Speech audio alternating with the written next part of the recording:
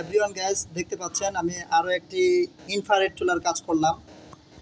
এটার পাওয়ার সমস্যা ছিল, আলহামদুলিল্লাহ আমি এতে 2200-তে রেখেছি। আপনারা দেখতে পাচ্ছেন কিছুক্ষণের মধ্যে পানি বলক চলে আসবে। এই যে দেখেন, দেখতে পাচ্ছেন।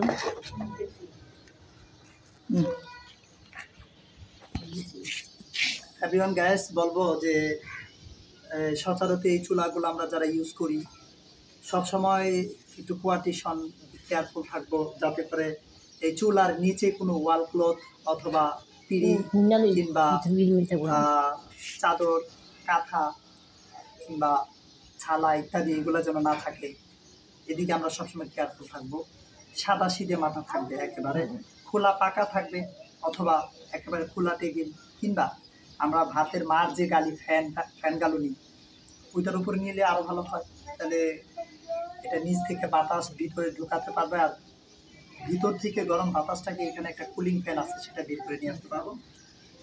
তো এভরিওয়ান গাইস, আপনারা দেখতে পাচ্ছেন আমি এখন যে চুলাটি কাজ করলাম, আর এটা কিছুক্ষণের মধ্যে লোক চলে আসবো।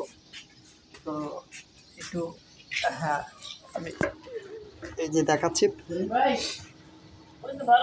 পানিটা কিছুক্ষণের মধ্যে বলক চলে আসবে। আপনারা দেখতে পাচ্ছেন, চাইলে কমানো যায়। যে ডাউন দিচ্ছি মানে এই যে একটু কমছে, যে দেখেন সর্বনিম্ন 200 এবং আমি সর্বোচ্চ যে সর্বোচ্চ টিপছি আপনারা দেখতে পাচ্ছেন গ্যাস, যে দেখেন দেখতে পাচ্ছেন।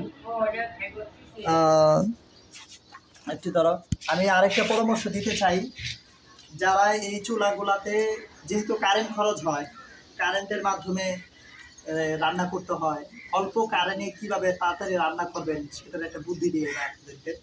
যেমন এই যে ধরেন আমি এখন পানি বসাইছি, যদি একটা ঢাকনা দিতাম তাহলে এই যে গরমটা হচ্ছে এটার ভিতরে একটা অসিলেশন তৈরি হচ্ছে। এটার যে আর্দ্রতা, সে আর্দ্রতার যে একটা টেম্পারেচার তাপমাত্রা আছে সেটার কিন্তু রদবদল ঘটছে। যদি এখানে এটা ঢাকনা দেওয়া হয় তাহলে কিন্তু এটার ভিতরের ভাবটা বের হইতে পারে না, আর বের না হইতে পারার কারণে কিন্তু দ্রুত অল্প সময় পানিটা টক বক বলকানি চলে আসে। তাহলে আমি বলবো, যেহেতু কারেন্টের ইউনিটের প্রচুর দাম, কারেন্টের অনেক দাম, কারেন্টের চুলা, আমরা সবসময় চেষ্টা করব ঢাকনা ব্যবহার করার জন্য।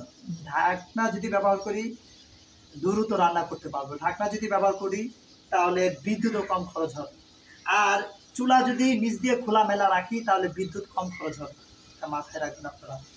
তারপরে যে রান্না করার পরে সবসময় চেষ্টা করবেন এই কাজটাকে মুছে ফেলবেন, তবে গরম থাকা অবস্থা নয়।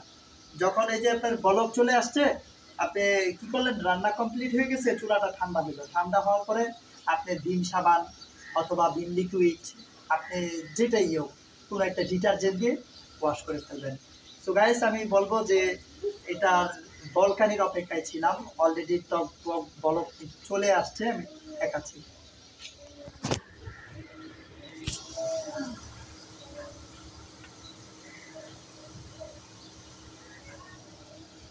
এই যে দেখেন একেবারে বলক চলে আসছে। তো চুলাটি আমি এখন অফ করে দিব। এই যে অফ,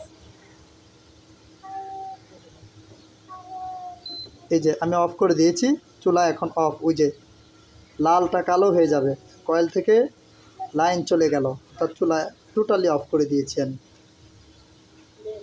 এই যে দেখেন পানি কিন্তু খুব সুন্দর বলকাচ্ছে, অর্থাৎ কয়েলের হিটিং পাওয়ার মোড যা ছিল ওই মোডে। এভরিওয়ান, এভাবেই আপনারা কাজ করবেন। ভিডিওটি ভালো লাগলে সাবস্ক্রাইব করবেন। অনেক ভালো থাকেন, ধন্যবাদ, অনেক ভালো থাকেন, আল্লাহ হাফেজ।